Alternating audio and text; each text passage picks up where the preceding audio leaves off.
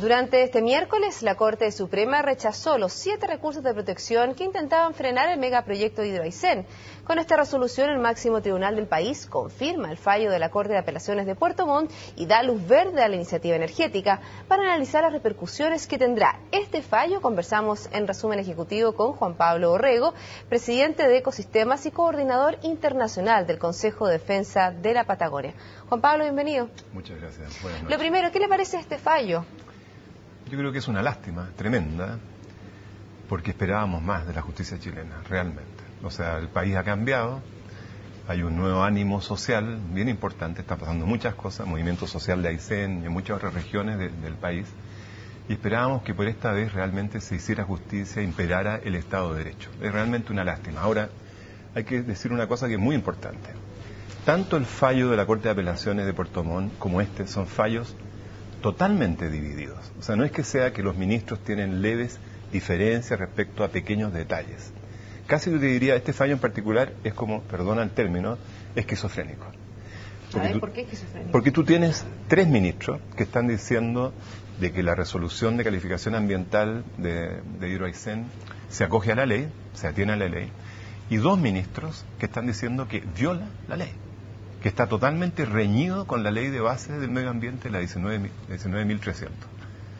Entonces yo te diría, para empezar, te fijas que la justicia funciona de una forma muy extraña, porque al final es una especie de partido de fútbol, en que porque 3 ministros tenían una visión, digamos, y los otros 2 otras, ganan los 3 por un tema numérico.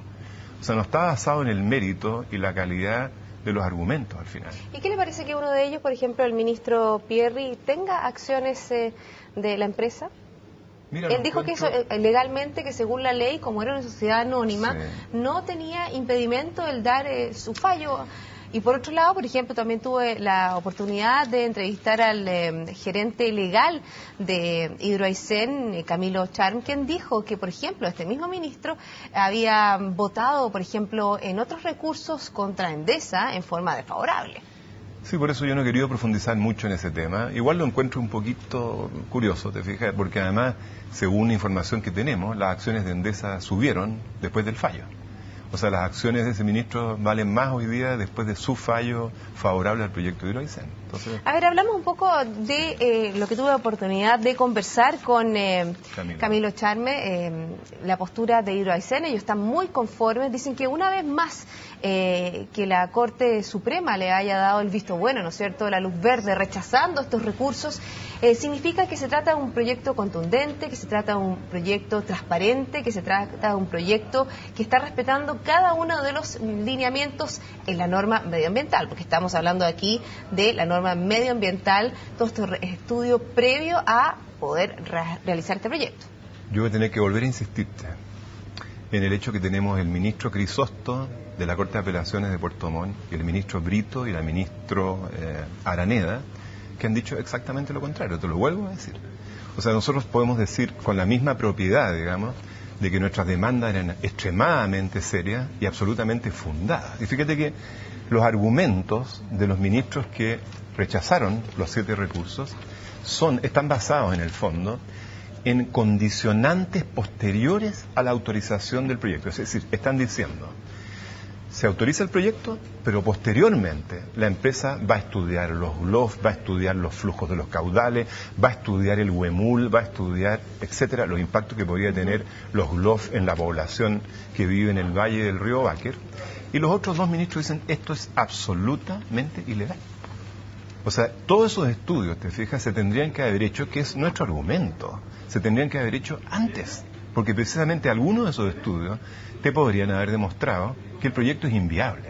Juan Pablo, por ejemplo, siguiendo hablando de los pasos a seguir... Perdona, tengo el fallo aquí, me lo leí entero hoy día, por si acaso. Aquí está el fallo. No, me imagino, por supuesto. Te podría leer cita, porque es que es desconcertante.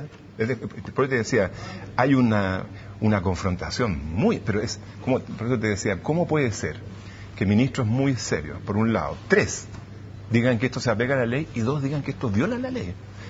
Por eso hay un problema, yo siento, que esta cosa numérica, o sea, debieran ser estos fallos al final por consenso, ¿te fijas? No por una votación, porque no está primando quizás el valor de los argumentos, sino el hecho de que 3 están con una visión y dos están con otra.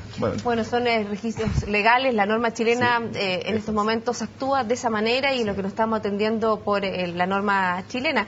Vamos a ver un poco los pasos a seguir, porque por ejemplo decía Camilo Charme que el fallo era contundente, que ya no había nada que retroceder en torno al tema medioambiental, en torno a todo este estudio de impacto ambiental.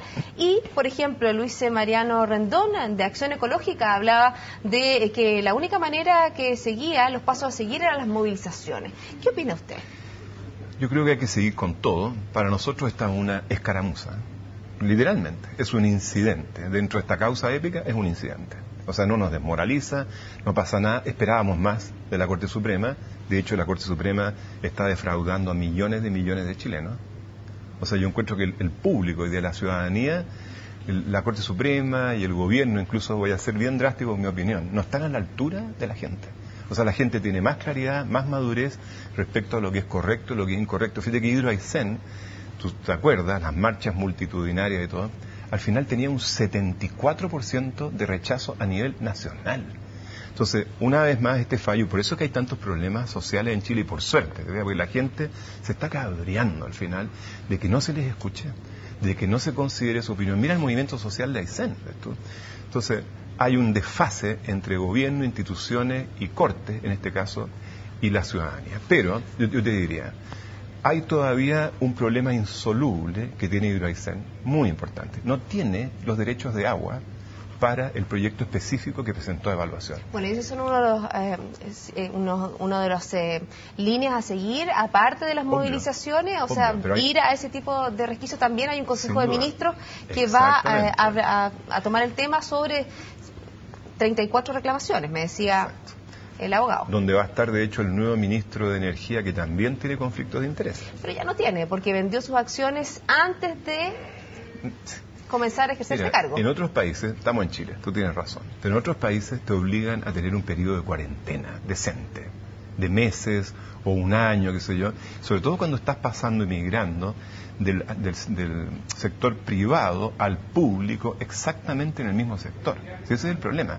Este señor fue gerente de Copec 19 años, todo el tema de los combustibles fósiles, en el fondo, y tiene, de hecho, es del grupo Angelini, ¿no es cierto?, Copec, y Angelini tiene una participación de 9,5 en Colbún, y te voy a contar una anécdota. Cuando se creó la sociedad Hidro Aysén, entre Endesa 51% y Colbún 49%, pasaron unos días y el grupo Angelini compra un 9,5% de Colbún.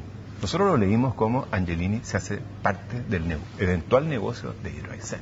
Entonces no es tan claro esto que un señor, porque vende sus acciones un día antes y al día siguiente es ministro, que él se haya desapegado de la visión. En el fondo, lo que nosotros vemos, Paulina, es un operador de alguna manera del negocio energético que pasa a ser ministro de Energía. Nos queda un solo minuto, se nos pasa volando el tiempo, Juan Pablo. Me gustaría ahondar en un tema muy importante. Los pasos a seguir, no descartan las movilizaciones. Otro tema interesante, lo que pueda pasar con el Consejo de Ministros. Estamos hablando de los derechos de agua. ¿Qué pasa sobre, por ejemplo, la posibilidad de tener querellas internacionales? Por supuesto que eso está vigente. Yo soy el coordinador internacional. De hecho, hay una campaña ya en Italia muy fuerte, Patagonia Senza Dighe, porque la empresa que controla al final el proyecto es una empresa italiana y la están cuestionando durísimo en Italia, organizaciones muy proactivas, muy fuertes, y eventualmente, por supuesto, en términos de justicia, si tú demuestras que ha habido sistemática denegación de justicia en Chile, puedes ir a tribunales internacionales como la Corte Interamericana de Derechos Humanos. Pero te quería decir, nosotros, incluso Consejo de Defensa de la Patagonia, Ecosistema, mi organización, nosotros no estamos manejando esta tremenda campaña Patagonia sin represa. O sea, lo que te quiero decir, van a pasar muchas cosas que a nosotros nos sorprenden, que nos van a llegar convocatorias a nuestras computadoras diciendo, oye, hay una marcha pasado mañana, va a pasar esto, ¿me entiendes? A través de las redes sociales. Exactamente, porque en este momento Hidro Aysén es una causa, Patagonia sin represa, o la oposición a Hidro Aysén, es una causa a nivel totalmente nacional, pero además internacional. Entonces nosotros vamos a seguir e intensificar todo lo que hacemos y lo que sabemos hacer, y otras gente y otras organizaciones van a también a intensificar su accionar. Bueno, Juan Pablo, queremos agradecer que haya venido esta noche a Resumen Ejecutivo, todas las aristas, ¿no es cierto?, de este fallo que por supuesto provocó una serie de declaraciones dependiendo del punto de vista desde donde se ve.